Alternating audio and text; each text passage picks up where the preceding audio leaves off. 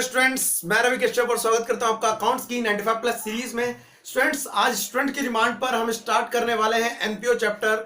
बहुत ज़्यादा डिमांड थी इस चैप्टर की एनपीओ की कि सर एनपीओ समझा दीजिए। और हो भी क्यों ना, क्योंकि ये चैप्टर ही ऐसा है जो अच्छों के समझ नहीं आता है। ठीक है, कई सारे इसमें टेक्निकल टर्म्स हैं जो आपको समझ नहीं आती हैं, कई सारे अकाउंट्स हैं समझ नहीं आ रहा है क्या करना है क्या नहीं करना है। तो कोई नहीं, आज हम डिस्कस करेंगे एनपीओ चैप्टर जो आपको शायद समझने में हेल्प करेगा, और कैसे करना है क्यों करना है मैं बताऊंगा।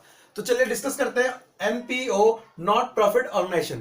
सबसे पहले समझते हैं कि एनपीओ होता क्या है, नॉट प्रॉफिट ऑर्गेनाइजेशन होती क्या है। देखिए, हमारे पास आसपास जितनी भी ऑर्गेनाइजेशन काम कर रही हैं, मोस्टली उनका काम क्या होता है, प्रॉफिट कमाना होता है। ठीक है, तो सबसे पहले हम समझते हैं कि हमारे आसपास क्या है, कई सारी ऑर्गेनाइजेशन काम कर रही हैं। तो ऑर्गेनाइजेशन को आप क्या कर सकते हैं, दो कैटेगरी में बांट सकते हैं।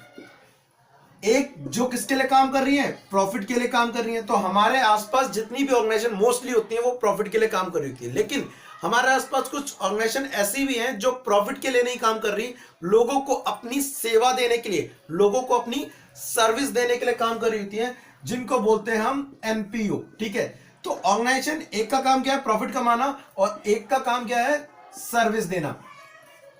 आपको पहले बता दूं यहां पर कि एक्चुअल में ये बताया जा रहा है कि सर्विस देती है, लेकिन कहीं ना कहीं ये सर्विस के पीछे प्रॉफिट भी कमाती है। कैसे, समझिए। अब जितनी भी प्रॉफिट ऑर्गेनाइजेशन है, जस्ट एग्जांपल के लिए यहां पर कंपनियां हो गई, आपकी फर्म हो गई, आपकी पार्टनरशिप हो गई, वो किसके लिए काम करती है, प्रॉफिट के लिए काम करती हैं। तो उसके लिए हमने अभी अकाउंट बनाने सीखे सोल प्रोप्राइटरशिप में, जिसमें हम क्या बना रहे थे, trading account, PNL account, profit and loss और बैलेंस शीट। वो कौन सी ऑर्गेनाइजेशन थी, प्रॉफिट मेकिंग ऑर्गेनाइजेशन। अब हम बात करेंगे उन ऑर्गेनाइजेशन की जो प्रॉफिट के लिए काम नहीं करती हैं, सर्विस देने के लिए काम करती हैं। आपको बता दूं कौन सी फर्म है ऐसी जो प्रॉफिट के लिए काम नहीं करती हैं, सर्विस देने के लिए काम करती हैं, जैसे कि प्राइवेट हॉस्पिटल, गवर्नमेंट हॉस्पिटल। अब आप क्या कहेंगे कि प्राइवेट हॉस्पिटल तो प्रॉफिट कमाते हैं, लेकिन बुक की नजर में वो प्रॉफिट मेकिंग एक्टिविटी में नहीं लगे, कौन सी, सर्विस देने की एक्टिविटी में लगे हैं।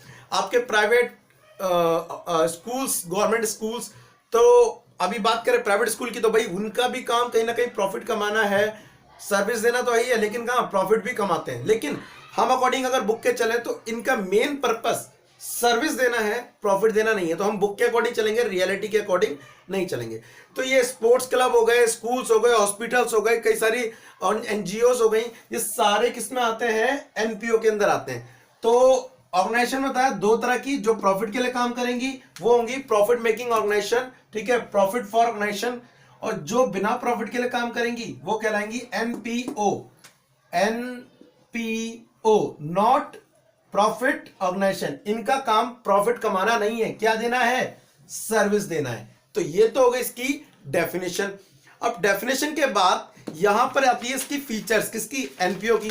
तो आपको दिख रहा होगा, पहला मे भी आपको मैं पॉइंट पॉइंट बताते जाता हूं, यहां पर आप देखते जाइए। सबसे पहला एनपीओ की जो मेन फीचर्स है वो है सर्विस देना, रेंडर सर्विस। यहां पर दोबारा से आपको बता रहा हूं कि इनका मेन काम प्रॉफिट कमाना नहीं है, इनका मेन काम क्या है, लोगों को अपनी सर्विस देना है। ठीक है, अब एक काम कर लेते हैं, मैं यहां पे हूं रवि कश्यप, आप सामने वीडियो देख रहे हैं, तो कहीं ना कहीं आप मुझसे जुड़े हुए हैं। ठीक है, हम क्या करते हैं, एक ऑर्गेनाइजेशन हम भी बनाते हैं हम लोग। ठीक है, एग्जांपल के लिए, रियलिटी में तो नहीं है लेकिन समझ लीजिए आप क्या है। आप वहां बैठे अपने आप को इंक्लूड कीजिए, और मैं यहाँ पे, दो लोग तो ये हो गए, और कितने सारे और भी है जो यूट्यूब पे जुड़े हुए हैं। अगर मैं यूट्यूब पे अभी करंटली एग्जांपल लूं तो आज की डेट में हमारे पास लोग हैं अप्रोक्स 35,000 लोग। ठीक है, तो अगर 35,000 लोग इंक्लूडिंग मी, चलो मैं मान लेते हैं, हम लोग क्या करते हैं, 100 रुपए कलेक्ट करते हैं ईयरली, 100 रुपए कलेक्ट करते हैं ईयरली। हम क्या करेंगे, उन लोगों की हेल्प करेंगे जिन लोगों के पास पैसे नहीं है पढ़ने के लिए, ठीक है, या बुक्स नहीं है खरीदने के लिए। तो हम साल के 100 रुपए देने, ज्यादा तो नहीं, साल के 100 रुपए, जो ठीक है 100 रुपए, तो मल्टीप्लाई करते हैं, देखते साल का हमारा पास कितना इकट्ठा होगा, 3 जीरो और ये 35 लाख रुपीस, 35 लाख रुपए। और इस 35 लाख से हम कितने लोगों की मदद कर पाएंगे। ठीक है, सो अब क्या करेंगे, हम 35 लाख रुपए आप मुझे देंगे, मतलब 100 रुपए, और हम उनकी हेल्प करेंगे। अब देखिए एक चीज प्रॉब्लम आएगी, मैंने 35 लाख रुपए इकट्ठे करिए आप लोगों से, और मैंने सबने लिए, ठीक है, और मिला के मैंने यूज करना स्टार्ट किया, कुछ लोगों की मदद करना स्टार्ट किया। अब इतने में से आप में से ही कुछ स्टूडेंट आ जाएंगे, सर कहीं आपने वो 35 लाख रुपए अपने यूज के लिए तो नहीं ले लिए आपने, मतलब हमें दिखाओ आपने किस किस की मदद करी है, तो डाउट होगा ना, बहुत होगा डाउट। तो भाई वहां पर भी ये दिखाने के लिए कि एनपीओ के पास भी पैसा आ रहा है, कहां से, डोनेशन से या सब्सक्रिप्शन से, ठीक है, वो पैसा आप कौन से एक्सपेंडिचर पे खर्चा कर रहे हो, ये गवर्नमेंट को दिखाना पड़ेगा, ये मेंबर को दिखाना पड़ेगा, नहीं तो वो डाउट करने लग जाएंगे। तो भाई यहां पर जो हमने एनपीओ बनाई उसको भी अपने क्या बनाने पड़ेंगे, फाइनल अकाउंट बनाने पड़ेंगे दिखाने के लिए। जैसे कि एक प्रॉफिट मेकिंग फर्म क्या दिखा रही थी अपने, ट्रेडिंग, पीएनएल और बैलेंस शीट, वैसे ही बिना प्रॉफिट वाली फर्म को भी दिखाना पड़ेगा भाई पैसा कहां से आ रहा है और कहां खर्च कर रहा है, अदरवाइज मेंबर ही क्या करने पड़ जाएंगे, डाउट। तो हमारी एनपीओ में भी कितने मेंबर थे, 35,000 थे, और हर एक बंदा कितने दे रहा है, 100 रुपए दे रहा है, जिससे इकट्ठे कितने हो रहे हैं, 35 लाख रुपए। 35 लाख रुपए एनपीओ के पास आ रहे हैं, वो खर्च कर रही है, तो पैसा जा कहां रहा है, ये सारी चीजें बताएगा एनपीओ के अकाउंट्स। और आपको सीखना क्या है इस चैप्टर में, यही सीखना है कि एनपीओ के अकाउंट्स कैसे बनते हैं। पिछले चैप्टर में हमने सीखा था कि फाइनल अकाउंट कैसे बनते हैं प्रॉफिट ऑर्गेनाइजेशन के। इस चैप्टर में सीखेंगे कि जो ऑर्गेनाइजेशन प्रॉफिट नहीं कमा रही है, जो ऑर्गेनाइजेशन सर्विस दे रही है, लेकिन पैसा तो उनके पास भी आ रहा है ना, और वो खर्च कर रही हैं, तो उनके भी क्या बनते हैं, फाइनल अकाउंट। तो स्कूल से उनके भी फाइनल अकाउंट बनते हैं, तो वो ट्रेडिंग पीएनएल बैलेंस शीट नहीं बनाएंगी, वो क्या बनाएंगी, इनके अकाउंट बनाएंगी। तो इनके अकाउंट्स कौन से होंगे फाइनल अकाउंट में, फाइनल अकाउंट में पहला आ जाएगा इनका receipts and payment account, receipts and payment account. अभी देखिए हम डिस्कस नहीं कर रहे हैं इसको, क्या है वो बाद में डिस्कस करेंगे, बता दे रहा हूं आपको।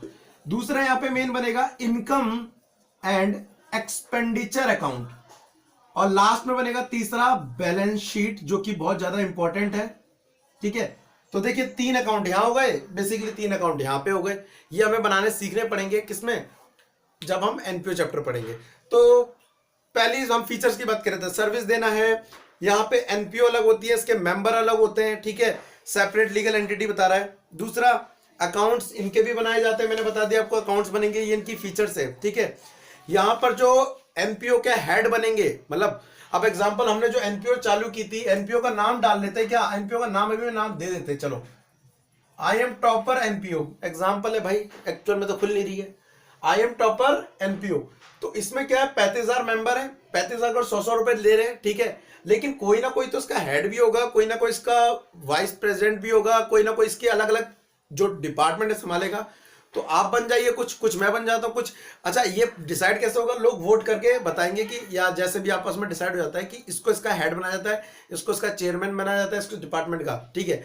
यहां ध्यान रखना, पोस्ट तो दे दी गई, लेकिन एक तरह से वो सैलरी नहीं, वो अपनी मदद कर रहे हैं, वो एक तरह से अपनी सर्विस दे रहे हैं लोगों को, ठीक है। सो यहीं पे बात आ रही है, तो यहां पर ध्यान रखना, जो पोस्ट होती है वो इलेक्टेड की जाती है लोगों के बीच। उसके बाद यहां पर एक और आ रहा है फॉर्म्स ऑफ अकाउंट कितने होंगे, वो भी मैंने बता दिया आपको।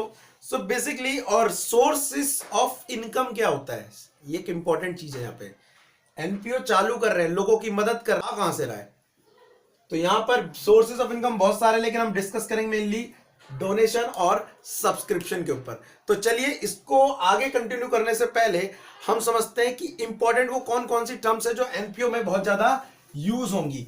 अगर आपको वो समझ आ जाती हैं, ठीक है, तो आपको शायद एनपीओ चैप्टर समझ आ जाए। तो सबसे पहले आप समझिए कितने मेंबर है हमारे पास, 35,000 मेंबर हैं, ठीक है, और ईच कितने पे कर रहा है, 100 रुपए आपको भी देने, ठीक है।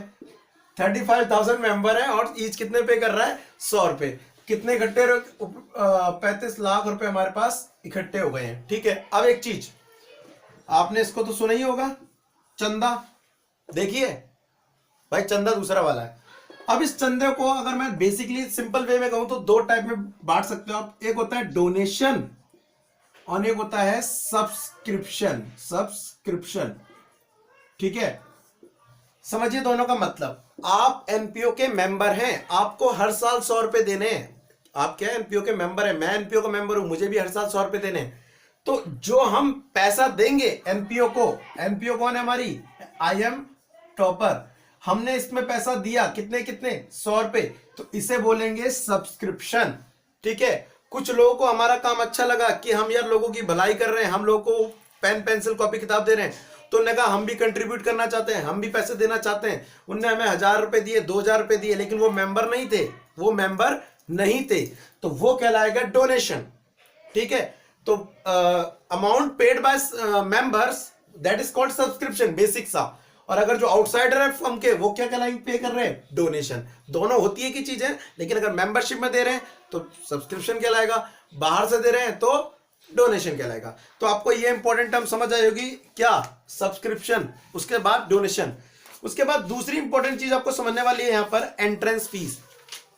अगर कोई बंदा हमारी फर्म में आता है और वो क्या पे करता है, आने के लिए कुछ फी पे करता है, that is called entrance fees. तो वो हमारे लिए क्या, फर्म के लिए इनकम है। तो एक सब्सक्रिप्शन आपको समझ आ गया। दूसरी चीज है यहाँ पर एंट्रेंस फीस, वो आपको समझ आ गई क्या होता है। जब कोई फर्म में आता है बंदा तो कुछ फी पे करेगा, इसे बोलेंगे एंट्रेंस फीस। उसके बाद एक और है, क्या है, life membership fees, life membership fee.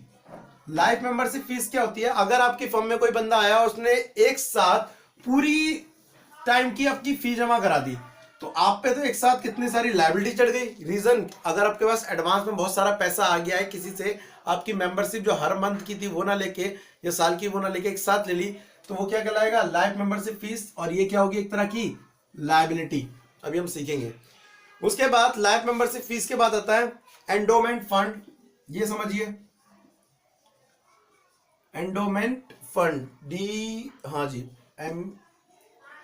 Endowment fund का मतलब क्या है, किसी लोगों ने, कुछ संस्था ने, किसी ने भी हमारी फर्म को, किसको, आई एम टॉपर, गायब हो गई, चलो यहां लिख लेते हैं, आई एम टॉपर को कुछ गिफ्ट दिया है, कुछ बकेट दिया है या कुछ भी दिया है जिससे मदद हो सके एक स्पेसिफिक चीज के लिए, कि जी इस चीज के लिए आप इसको खर्च करिएगा। पैसे दिए हैं, गिफ्ट दिया है, इस चीज को, अपनी बिल्डिंग ठीक करा लो, आप बच्चों को ये देना, आप बच्चों को स्पेसिफिक चीज के लिए खर्चा दिया है, सो उस फंड को कहेंगे एंडोमेंट फंड। ठीक है, उसके बाद नेक्स्ट इंपॉर्टेंट टर्म्स आ रही है यहाँ पर। चलिए आप समझ लेते हैं डोनेशन के ऊपर। तो ऑलरेडी मैं आपको बता चुका हूं, लेकिन दोबारा बताता हूं। तो डोनेशन क्या होता है, 2 टाइप्स होता है। डोनेशन में बताया तो जो बाहर के लोग हमारे को हेल्प कर रहे हैं, जो फर्म के या हमारी एनपीओ के मेंबर नहीं है, वो डोनेशन है।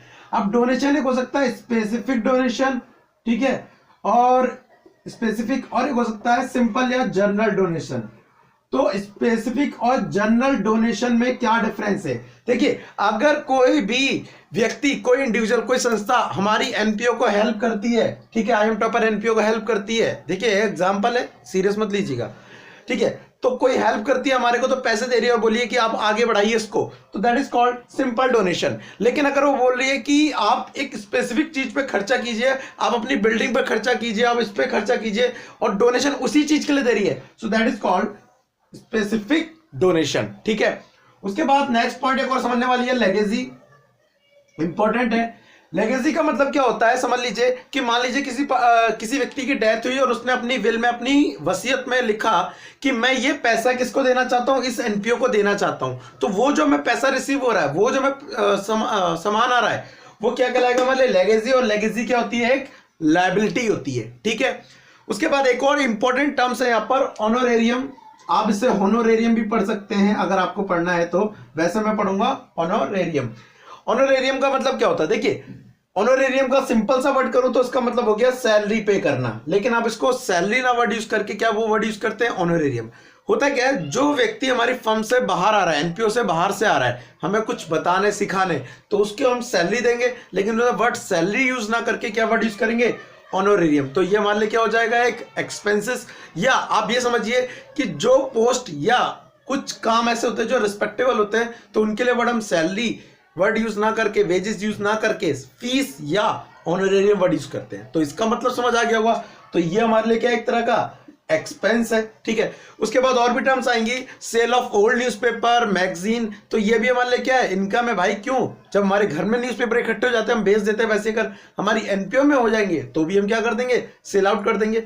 हम असेट सेल करेंगे तो असेट सेल करेंगे, उसका बैलेंस शीट में इफेक्ट पड़ेगा। तो अगली टॉपिक जो है वो हम पार्ट सेकंड में डिस्कस करेंगे, इतनी टर्म समझने के बाद, कि कौन सी चीजें हैं जो रिसिप्शन पेमेंट अकाउंट में जाएंगी, कौन सी है जो इनकम एंड एक्सपेंडिचर में जाएंगी, और कौन सी है बैलेंस शीट में जाएंगी। और रेवेन्यू एक्सपेंडिचर, कैपिटल एक्सपेंडिचर में क्या डिफरेंस है, और रेवेन्यू रिसीप्ट्स और कैपिटल रिसीप्ट्स में क्या डिफरेंस है। तो आज के लिए इतना ही। इससे रिलेटेड कोई भी डाउट या कमेंट हो तो आप मुझे बताइए। नेक्स्ट पार्ट आएगा आपका कल, ठीक है। तो आज के लिए thank you, tata and bye bye.